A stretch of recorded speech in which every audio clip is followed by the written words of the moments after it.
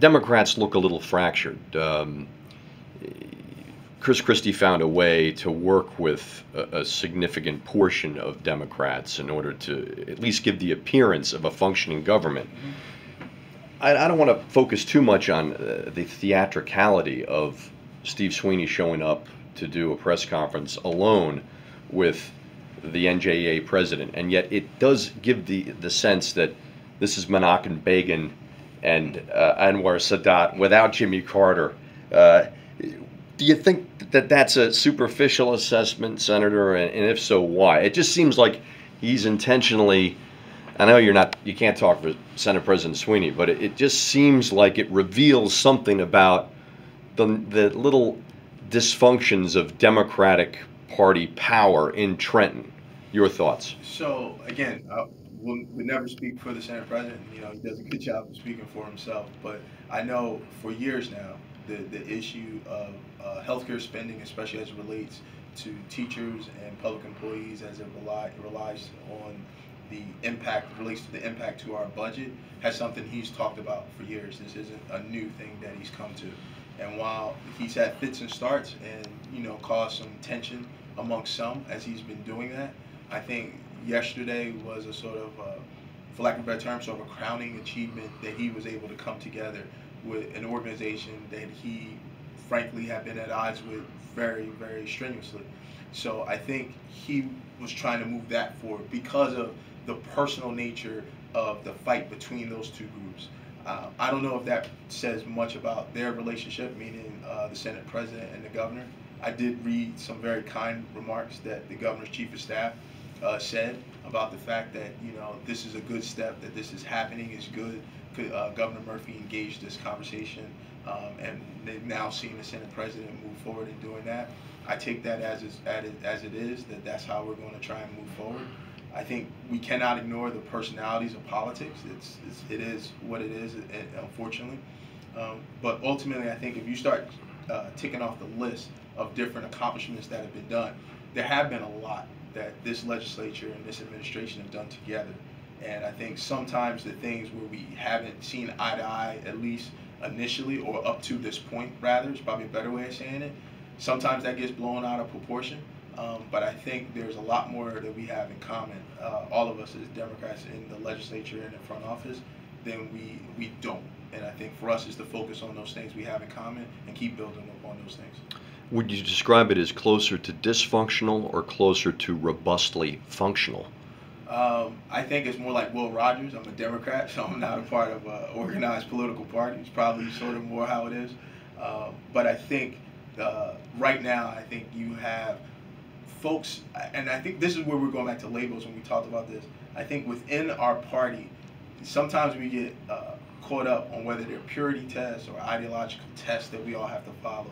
And we always talk about the big tent until we realize that somebody in the tent doesn't exactly think exactly like us. Then our tent isn't as big as we like to think it. So I think there's more than one way to get to a finish line. And I remember my third grade teacher or second grade teacher used to tell us all the time, this was a story everyone's heard, 3 + 1 and 2 + 2 both equal 4. And for us, that's the idea of saying, this is our common goal. Let's all agree on that common goal. And then we can work through the process to get to that goal. But if our goal is something that is within the construct of the democratic ideals that we've all sworn to uphold as members of our party, and we carry forward, then let's just find a way to get to that ideal, even if it looks a little different from your perspective or mine. Has the politics of the caucus changed in any significant way in the last several months, or is it more or less the same group of people who have learned how to work together? I think, and having only been in this Democratic Senate caucus now for a little over 2 years, I think the Senate President does a wonderful job of engaging everyone in our caucus and allowing folks to have an opportunity to express themselves. He also, as a leader, pushes back sometimes, and sometimes that's done publicly and people see that. But I think the focus has always been on allowing us as a caucus to try and stay as unified as possible. You don't see any broad civil unrest, as it were, in our Democratic caucus because, again, I think we're all trying to get to the same outcome. We may think about it differently on how we get there, but we're all trying to get to the same outcome. And I think for us, that has kept our caucus as cohesive as I think it can be.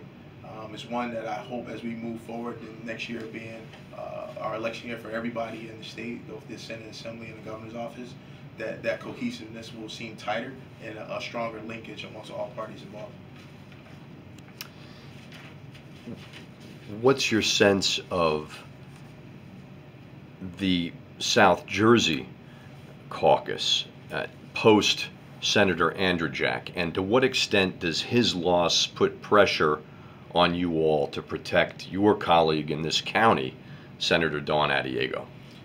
Well, Bob's loss was something that I think all of us in the legislature will feel the difference of. Bob is a quiet leader, and always with his military background and all that he sacrificed for our country, he always made sure that that perspective was never far from our thoughts.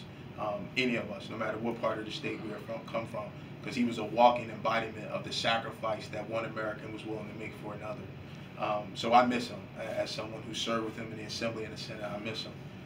With respect to thinking through the South Jersey caucus and how we look at it, I think our objective when we all put on our political hats is to make sure that not only every member of our caucus, both South Jersey and beyond, comes back to Trenton, but to find ways to grow.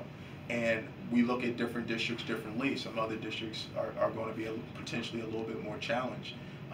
But everyone probably should take a deep breath on that, because until redistricting actually happens, we're not fully aware of whether or not the district we thought today was going to be the big challenge district we had to focus on, as opposed to could be some other district tomorrow.